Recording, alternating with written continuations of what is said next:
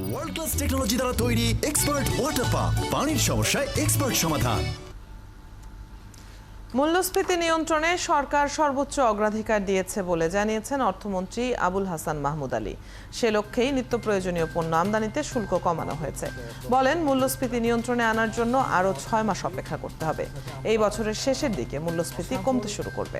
শুক্রবার রাজধানীর ওসমানী স্মৃতি মিলনায়তনে বাজেটোত্তর সংবাদ সম্মেলনে এসব কথা বলেন তিনি। এ সময় তিনি বলেন, পুঁজিবাজারে অর্জিত লভ্যাংশ 50 লাখ টাকার বেশি নগদায়ন করলে কেবল কর দিতে হবে।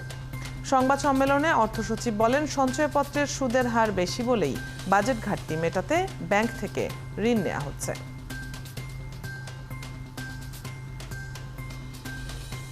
মূল্যস্ফীতি নিয়ন্ত্রণের লক্ষ্যে প্রয়োজনীয় সকল পদক্ষেপ আমরা নিয়েছি এবং আরও কি কি পদক্ষেপ নেওয়া যায় তা পর্যালোচনা করছি।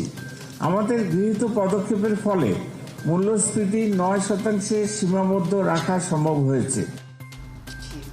2024-25 অর্থ বছরের প্রস্তাবিত বাজেট চলমান অর্থনৈতিক সংকট কাটাতে ব্যর্থ হবে বলে মনে করছে গবেষণা সংস্থা সিপিডি।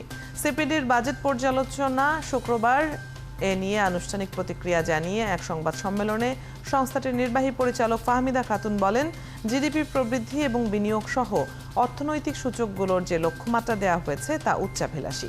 তিনি আরও বলেন, মূল্যস্ফীতি নিয়ন্ত্রণের লক্ষ্য 6.5% ধরা হলেও গত 2 বছর ধরে তা 10-এর কাছাকাছি।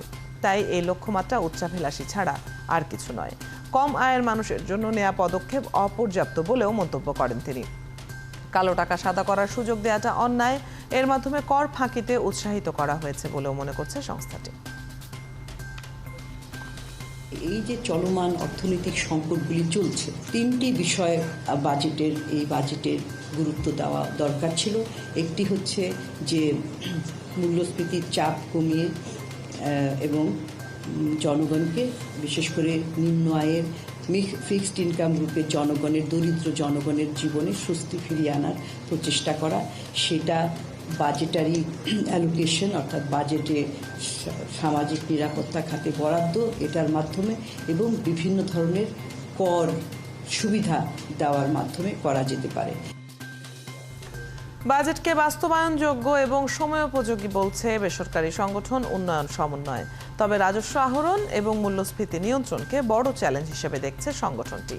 2024-25 সালের প্রস্তাবিত বাজেট নিয়ে শুক্রবার বাজেট প্রতিক্রিয়ায় এই মতামত দেন বাংলাদেশ ব্যাংকের সাবেক গভর্নর ডক্টর আতিউর রহমান। তিনি বলেন, সামাজিক নিরাপত্তা খাতে বরাদ্দ বাড়ানোর সুযোগ আছে এবং এটির দুর্নীতিমুক্ত সদ্ব্যবহার করা গেলে প্রান্তিক মানুষ কিছুটা হলেও উপকৃত হবে। বৈধ আয়ে 30% আর কালো টাকা বৈধ করতে 15% করের সুযোগ নৈতিকতা বর্জিত বলেও মন্তব্য করেন ডক্টর আতিউর। ঘাটতি বাজেট পূরণে ব্যাংক থেকে ঋণ নিলে বেসরকারি খাত চাপে পড়বে বলেও জানান তিনি।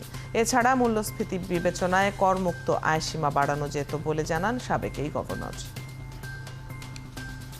সব মিলে প্রাথমিক বিচারে এবারের বাজেটটিকে অনেকটাই বাস্তবমুখী ও সমন্বিত হিসেবেই আমরা দেখতে চাই এবং দেখতে হবে। তবে যেহেতু অনেকখানি কাটছাট করতে হয়েছে, তাই এই সংকুচিত বাস্তবায়নের আগের যে কোনো সময়ের তুলনায় অনেক বেশি দক্ষতা ও নিষ্ঠার পরিচয় আমাদের যারা বাজেট বাস্তবায়ন করবেন তাদের দেখাতে হবে। বাজেট প্রস্তাবের পর এখনো নিত্যপণ্যের দাম সহনীয় পর্যায়ে আসেনি বলে জানিয়েছেন সাধারণ ক্রেতারা। বরং যেসব পণ্যের দাম বাড়ার শঙ্কা রয়েছে সেগুলোর দাম আগেই বাড়িয়ে দিয়েছে মুনাফালোভীরা। ব্যবসায়ীরা বলছেন, সরবরাহে ঘাটতির বাইরেও বড় বড় পাইকার ও আমদানি পর্যায়ে সিন্ডিকেটের প্রভাব তো আছেই, সঙ্গে আছে বাজেটের উত্তাপ। বাজারে মুরগির মাংস ছাড়া সব ধরনের মাছ, সবজি সহ আদা, পেঁয়াজ ও ডিমের দাম বেড়েছে। ক্রেতারা বলছেন, গত সপ্তাহের তুলনায় 15 থেকে 20 টাকা বেড়েছে সব ধরনের গ্রীষ্মকালীন সবজির দাম। দাম নিয়ন্ত্রণে বাজেট ঘোষণার পরপরই বরাবরের মতো বাজার মনিটরিং বাড়ানোর দাবি তুলেছেন সাধারণ মানুষ। অনুমোদনহীন কোনো স্থানে হাট বসালে পশু জব্দ সহ সংশ্লিষ্টদের আটক করা হবে বলে হুঁশিয়ারি দিয়েছেন ডিএমপি কমিশনার হাবিবুর রহমান। বলেন, প্রতিটি হাটের নিরাপত্তার জন্য আলাদা আলাদা সমন্বয় টিম গঠন করা হয়েছে। এছাড়া রাজধানীর প্রতিটি প্রবেশপথে পুলিশ পাহারা থাকবে। রাজধানীতে ডিএমপির এক সংবাদ সম্মেলনে তিনি আরও বলেন, রাজধানীতে 2টি স্থায়ী সহ মোট 19টি কোরবানির পশুর হাটের অনুমোদন দেওয়া হয়েছে। নির্ধারিত জায়গার বাইরে সড়কে পশু রাখলে ইজারাদার প্রতিষ্ঠানের বিরুদ্ধে ব্যবস্থা নেওয়া হবে। তিনি বলেন, ঢাকার ভেতরে পশুর হাটে যারা কাজ করবেন তাদের সমন্বয় থাকবে। পশুর হাটে অজ্ঞান পার্টি ও মলম পার্টি এবং জাল টাকার ব্যাপারে ডিবির টিম সজাগ থাকবে।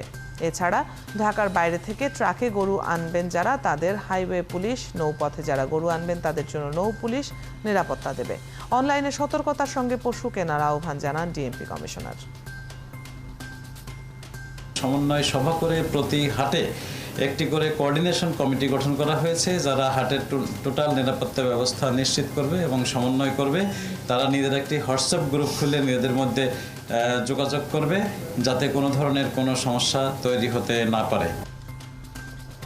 ঐতিহাসিক 6 দফা দিবসে জাতির জনক বঙ্গবন্ধুর প্রতি শ্রদ্ধা জানিয়েছেন প্রধানমন্ত্রী ও আওয়ামী লীগ সভাপতি শেখ হাসিনা। সকাল 7টায় ধানমন্ডির 32 নম্বরে বঙ্গবন্ধুর প্রতিকৃতিতে ফুল দিয়ে শ্রদ্ধা নিবেদন করেন তিনি।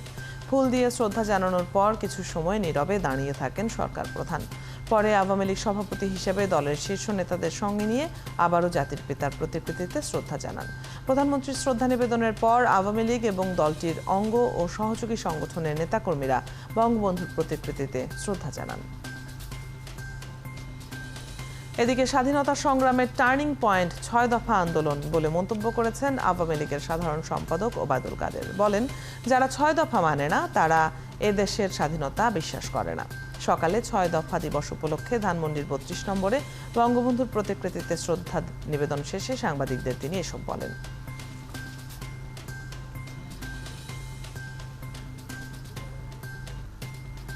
ছয় দফা যদি না হতো তাহলে 69-এ 6 দফা ভিত্তিক 11 দফা গণ বিস্ফোরণ, বাংলাদেশের যে গণ অভ্যুত্থান, এ গণ অভ্যুত্থান হতো কিনা সেটাই হলো বড় কথা।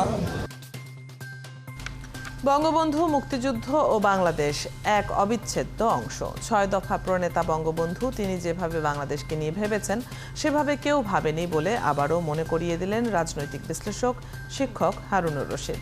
শুক্রবার জাতীয় বিশ্ববিদ্যালয়ে 6 দফা নিয়ে এক আলোচনায় একথা বলেন তিনি। এ সময় প্রধানমন্ত্রীর শিক্ষা ও সংস্কৃতি বিষয়ক উপদেষ্টা বলেন, বাংলাদেশের ইতিহাসের যতগুলো পর্যায় রয়েছে তার মধ্যে 7 জুন গুরুত্বপূর্ণ। এই 6 দফা দিবসটিকে সঠিকভাবে উপস্থাপন করা যাচ্ছে না বলেও মন্তব্য করেন তিনি। বলেন, বঙ্গবন্ধু ধাপে ধাপে জাতিকে তৈরি করেছেন, জাতি রাষ্ট্র উপহার দিয়েছেন এই মহান নেতা। 6 দফা ইতিহাসের বাঁক বদলের মাধ্যমে বাঙালিকে মুক্তি সংগ্রামের দিকে নিয়ে যান বলেও মন্তব্য করেন তিনি। বলেন, স্মার্ট বুদ্ধিদীপ্ত বাংলাদেশ গড়তে তরুণদের সঠিক ইতিহাস জানাতে হবে।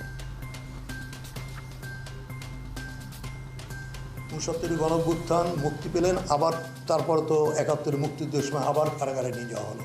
কিন্তু মানুষকে এমনভাবে জাগিয়ে তুলেছেন, একাত্ম হয়ে গেছেন, যে কারণে আমরা বলি যে বঙ্গবন্ধু, মুক্তিযুদ্ধ, বাংলাদেশ এক এবং অভিন্ন সত্তা। এই ইতিহাসে বঙ্গবন্ধু মুজিবুর রহমানের পূর্বে কোনো নেতা সার্বভৌমত্ব ছিল না। শেখ মুজিবুর রহমান আমাদেরকে আসলে সেই জাতি হয়ে ওঠার যে সংগ্রাম, সেই সংগ্রামে এবং একই সঙ্গে আমাদেরকে আমাদের মুক্তি সংগ্রামে অবতীর্ণ করে একটা আমাদেরকে জাতি রাষ্ট্র উপহার দিয়েছে।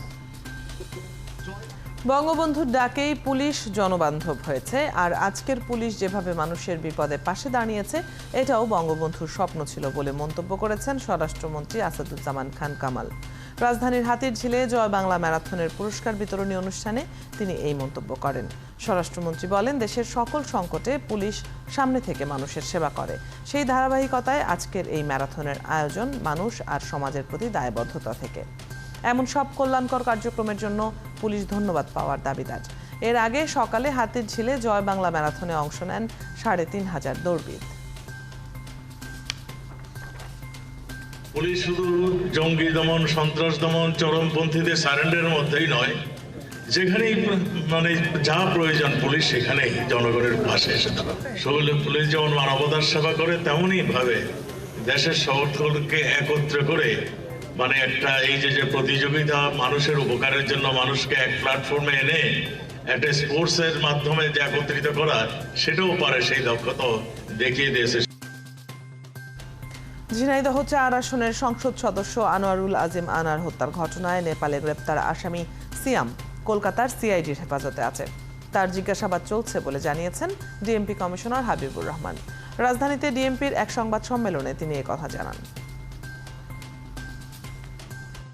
কলকাতা সিআইডি তারা সেটি তদন্ত করছে এবং তাদের কাছেও একজন আসামি রয়েছে, দুইজন, একজন তারা নেপাল থেকে নিয়েছে এবং তারা আগে একজন অ্যারেস্ট করেছিল। আমাদের কাছেও আছে, তারা তদন্ত করছে, আমরাও তদন্ত করছি, তারাও তদন্ত করছে এবং এক পর্যায়ে আমরা সিদ্ধান্ত নিয়ে যে কোনো একটি জায়গায় এই বিচারটি হতে পারে।